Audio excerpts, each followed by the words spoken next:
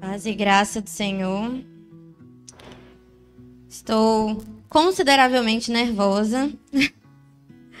Mas vamos que vamos, vai dar tudo certo em nome de Jesus. Deixa eu só abrir o meu texto aqui.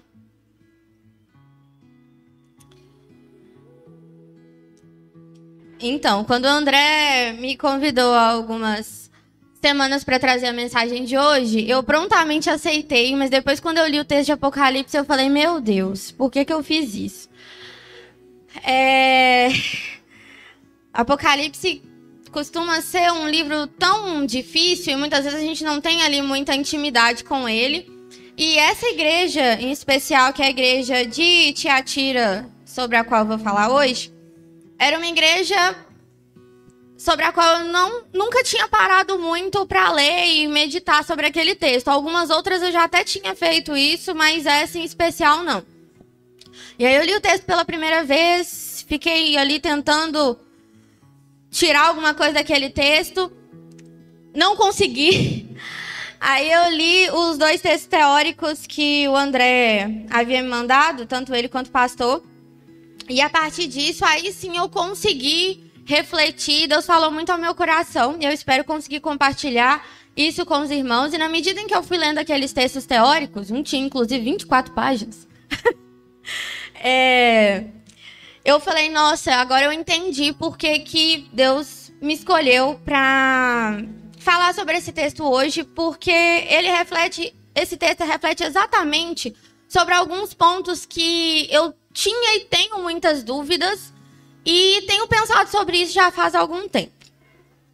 Então, conforme o texto base lido anteriormente pela Camila, o sermão de hoje trata da quarta igreja da Ásia para a qual João escreveu, que é a igreja em Tiatira. Tiatira era uma cidade-província romana e não era tão conhecida quanto as outras 6 cidades para as quais as cartas de João foram endereçadas, pois não era significante politicamente. Entretanto, comercialmente, era extremamente próspera e importante, com uma rota comercial que partia de Pérgamo, atravessava várias cidades, ia até Laodiceia e de lá prosseguia para as rotas de comércio do Oriente. Tratava-se então de uma cidade bem estratégica. Além de comercial, Tiatira era industrial. Ela possuía um centro industrial poderoso e forte. Entre seus produtos estavam tintas de várias qualidades. Hoje em dia, as tintas são artigos banais, mas na antiguidade, elas eram muito valorizadas. E esse ponto me trouxe Lídia à memória, que é mencionada em Atos 16, que é aquela negociante de púrpura originária de Tiatira, que se converteu em Filipos e abrigou Paulo e Silas em sua casa. Então aí a gente já tem uma noção de que não é a primeira vez que essa cidade é mencionada na Bíblia. Tiatira também era reconhecida por seu trabalho de fundição em cobre e bronze. E isso explica a descrição feita de Jesus no versículo 18. Estas são as palavras do Filho de Deus, cujos olhos são como chama de fogo e os pés como bronze reluzente. E esse trecho, ele retoma o versículo 15 do capítulo anterior. Seus pés eram como bronze numa fornalha ardente. Há então aí uma associação entre o fogo e o bronze, já que é o fogo que forja o bronze.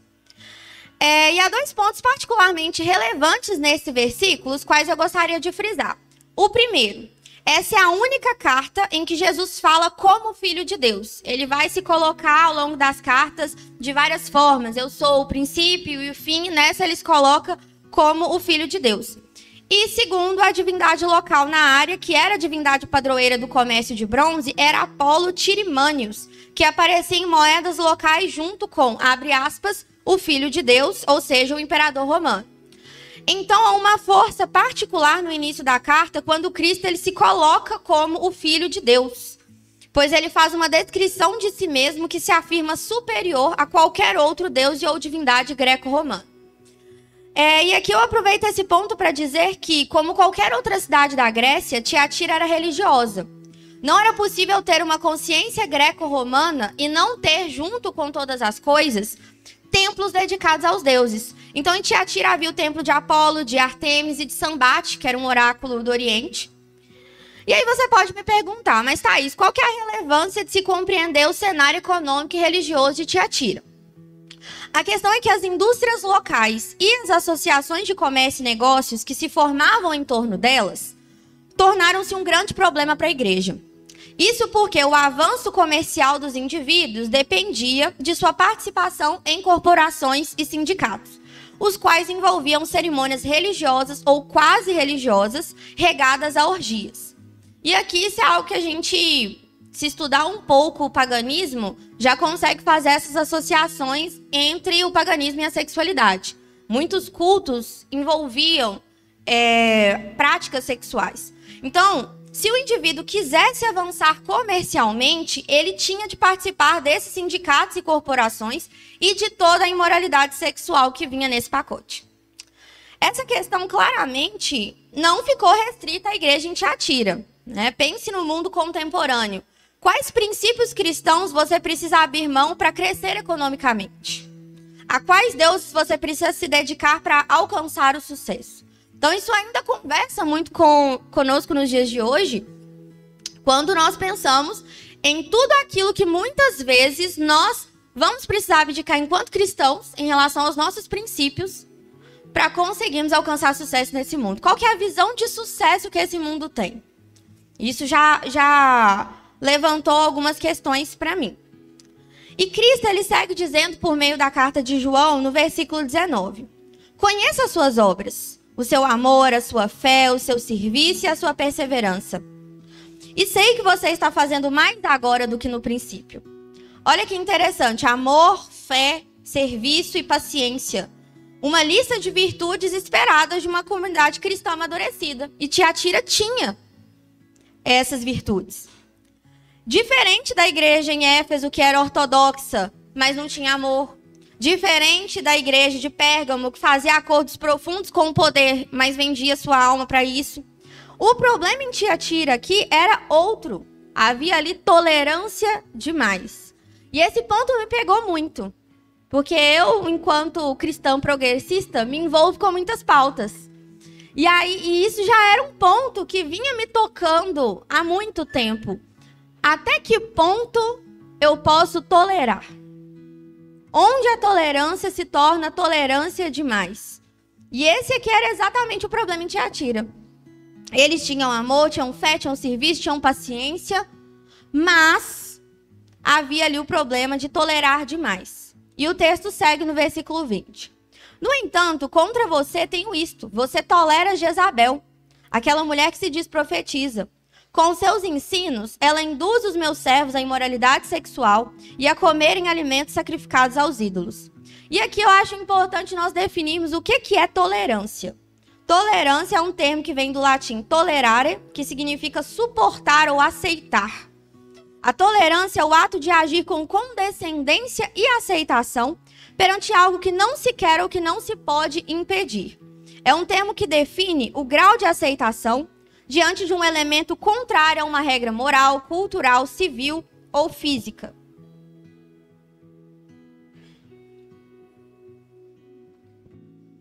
E essa definição aqui conversa com uma alusão que foi feita a uma famosa figura bíblica que é Jezabel, esposa do rei Acabe, que parece ter sido a causa de pelo menos algumas das iniquidades do marido. Então, se você pega Acabe, Acabe poderia até ser um cara legal, mas ele foi muito influenciado pela esposa dele e acaba sendo muito permissivo e permitindo que muitas iniquidades fossem cometidas em nome desse casamento. A história deles, para quem tiver interesse de relembrar depois, é contada em 1 Reis, do capítulo 16 até o 22, terminando com a morte de Acabe. Jezabel também tem um final desagradável que vai ser contado em 2 Reis 9. Mas, resumidamente, ela era uma mulher estrangeira que introduziu a adoração a Baal, um deus rival, em Israel. Isso estava no coração de muitos outros males, resumidos em 2 Reis 9, 22, como prostituições e feitiçarias. O termo prostituição na Bíblia é muitas vezes usado como metáfora para o brincar espiritual de estar em comunhão com outros deuses. Mas em Apocalipse 2:20, o uso parece ser literal. Não fica claro se a mulher apelidada de Jezabel era uma mestra oficial e autorizada da igreja, mas certamente teve uma influência poderosa no que ela afirmava ser um dom profético. Parece que dentro da comunidade cristã, alguns se convenceram de que sua liberdade espiritual podia ser adequadamente expressa tanto em libertinagem sexual como no comparecimento a santuários pagãos e suas reuniões. Ou seja, né, os indivíduos em Tiatira tinham ficado tão bons, tão legais, tão inclusivos, que eles se tornaram absolutamente permissivos.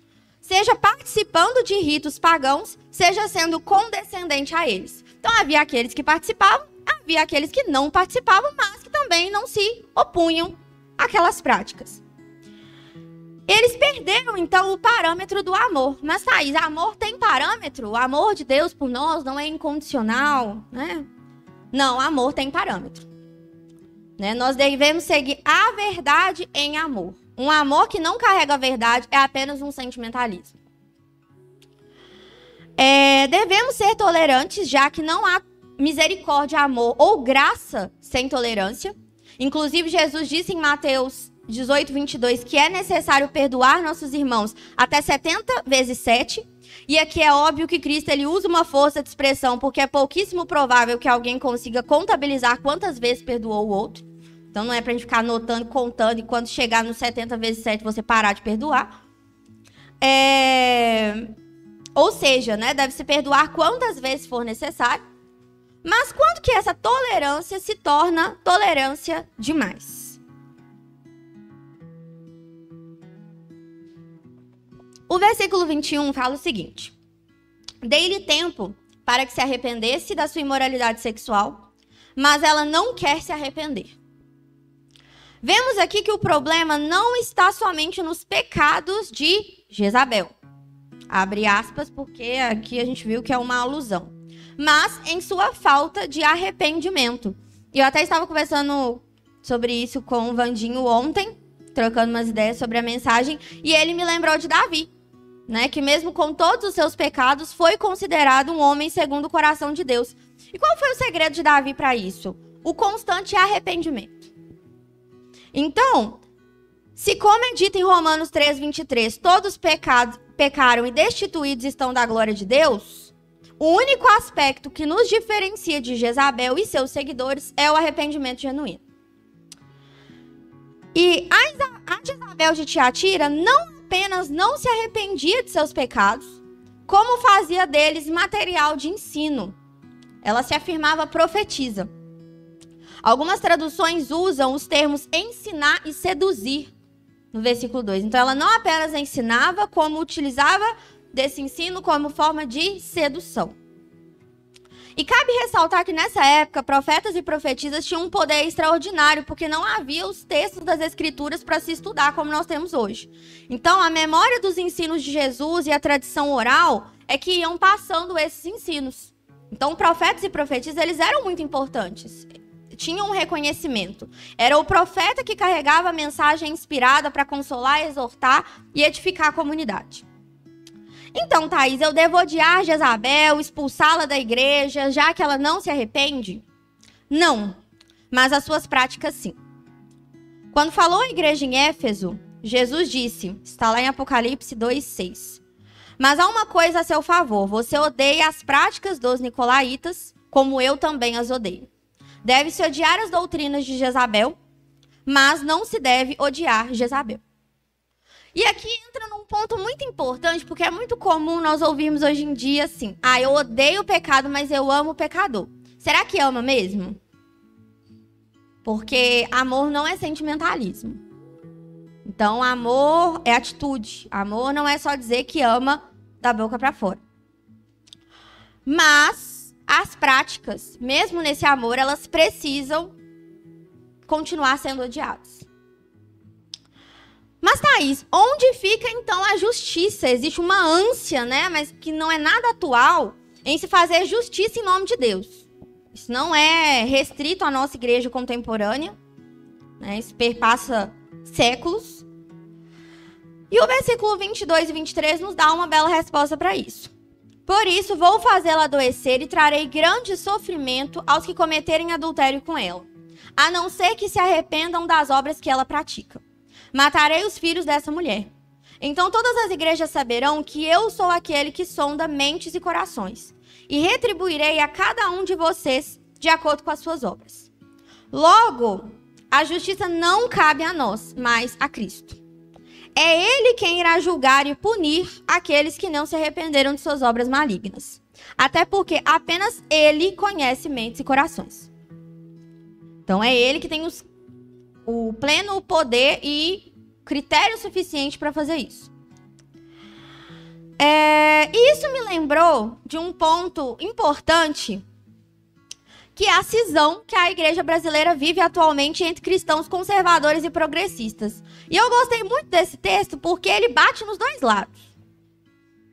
De um lado, nós temos os cristãos conservadores que se acham advogados de Cristo, fazem distinção entre santos e pecadores a partir de critérios duvidosos e querem eles mesmos dar a sentença final, colocando-se como juízes. Para eles, o recado é: essa função não é sua.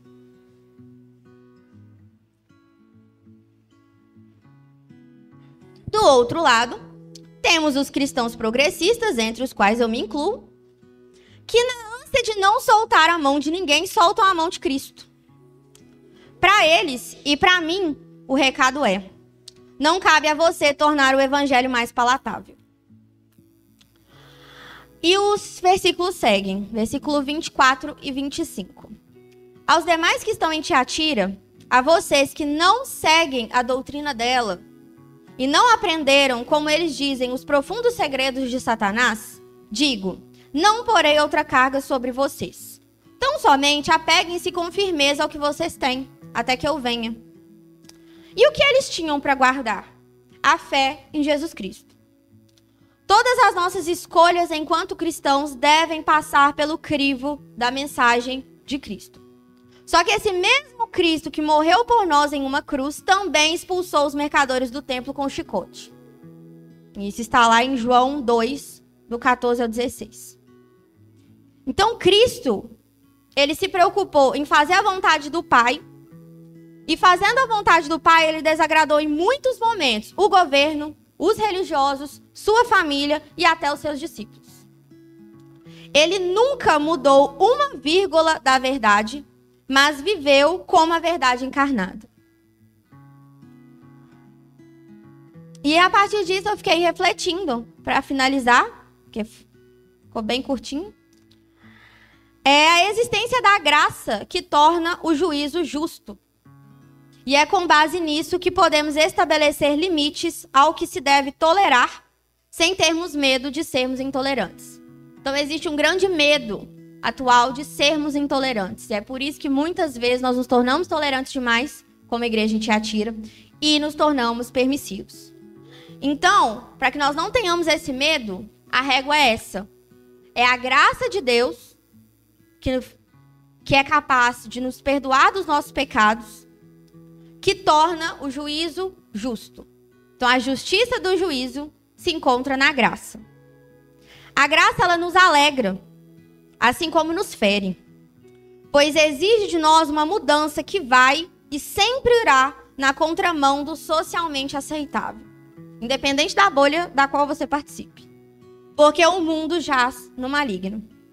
Não podemos tolerar aquilo que Cristo não tolera. E é interessante porque um dos textos que eu li, para me embasar hoje, é do Caio Fábio. Muita gente não gosta do Caio Fábio, mas esse texto dele, especialmente, extremamente coerente.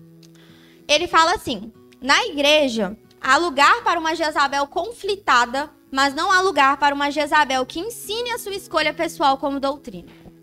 Então, o problema não é nós termos aqueles pontos que nos pegam mais, né? Porque todo mundo tem um calo, né? O tal do espinho, né? Que te atinge mais de alguma forma. A questão não é essa.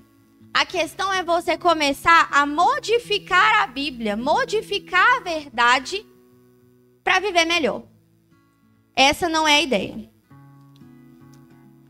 E qual que é o nosso prêmio por guardar tudo isso e viver nesse constante conflito que não é fácil? Aquele que vencer e fizer a minha vontade até o fim, darei autoridade sobre as nações. Ele as governará com cetro de ferro e as despedaçará como um vaso de barro. Eu lhe darei a mesma autoridade que recebi de meu Pai. Também lhe darei a estrela da manhã. Esses são os versículos 26 até o 28. Esse trecho final faz uma referência ao Salmo 2, em que o Messias recebe autoridade para governar as nações. E aos que vencerem, Cristo, ele promete compartilhar dessa sua identidade, não, dessa sua autoridade e também da sua identidade, já que ele é a estrela da manhã. Então, esse é o nível de intimidade que Jesus promete àqueles que forem fiéis até o fim. E é isso.